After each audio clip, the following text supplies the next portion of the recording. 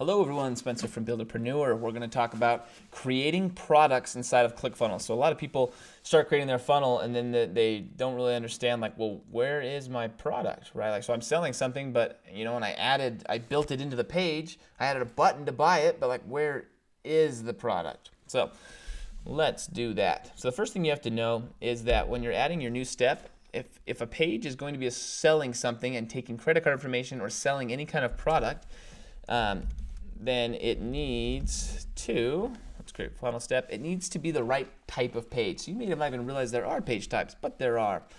So you go up here, and these are different page types when you're creating your page. And it needs to be a sales page, okay? And particularly, it needs to be an order form if you're going to take credit card information. Or if you're not, then it doesn't. But if it's like a one-click upsell page, it needs to be labeled as a one-click upsell page and things like that. Anyway, we're going to click order form page, okay? So now that we have an order form page, and you're going to select our template. We don't really care because this is just to show how it works. So now this is a page that can sell something, which means basically this is a page that a product is associated with it. So you'll notice suddenly, whereas this usually has 3 tabs, overview, automation, and publishing, suddenly there's a product tab. So now we can associate a product with the page. Add product, okay? And the name of the product, let's say my product is product 1. You'll select the billing integration. So hopefully at some point you've already integrated up in your account up here. You've integrated Stripe or Infusionsoft or one of those. And then you'll select the price of the product. Let's say mine's $40. You'll select a currency. And then you can actually have it be different things. You can actually have it display a different price, which I have yet to figure out why anyone would want to have it display a different price than it actually charges them. I can't see that ever working well for anybody. Anyway, and then if it's going to be associated with an order bump, which you'll see on the page, an order bump in a minute here, then you would click that. An order bump is basically a check mark they can add to say, hey, yes, I want to add this product to my order. And if this is the product that's associated with that, then you need to make sure you click that, okay? So we click create product, and then I'm going to show you a few more things. Okay, so this is a fulfillment email. So this is saying, hey, thanks for purchasing. If it's a digital product, you can send them a link right here. If you're giving them a membership course access or something, you can put that all in here.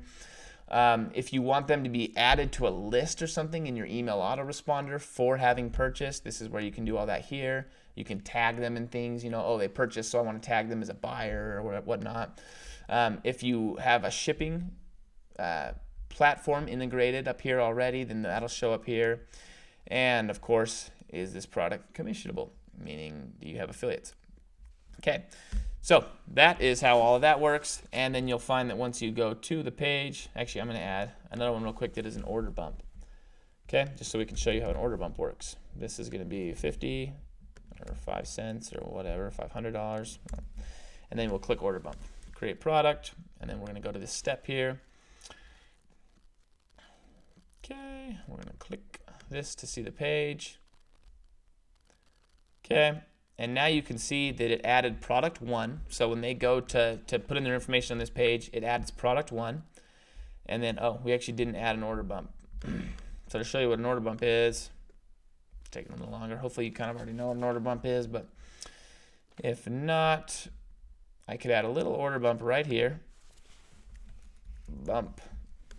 Okay, that's basically just a bunch of text and then a check mark they can add, and boom, they now have the ability, you now have another way to make money off the people on this page. Don't care. Okay, so now let's look at it. Dun, dun, dun. Checkout, and the order bump didn't show up because I didn't save it right.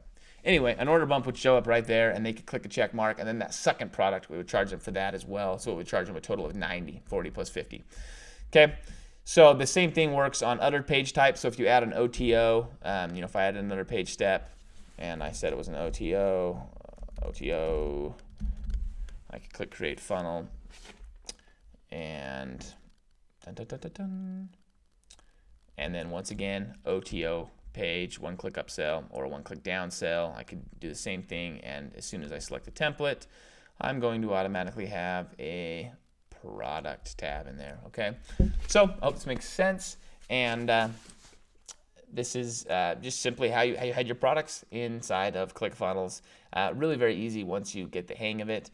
Now, a lot of people are like asking questions about SKUs and things like, hey, I've got t-shirts, I got small, medium, large, and white, black, red, yellow, green. That does not work well in ClickFunnels, and you would probably do better to run it in Shopify and then connect your Shopify store to ClickFunnels using something called App Trends. Okay, and go to the ClickFunnels Facebook group and you can ask about that.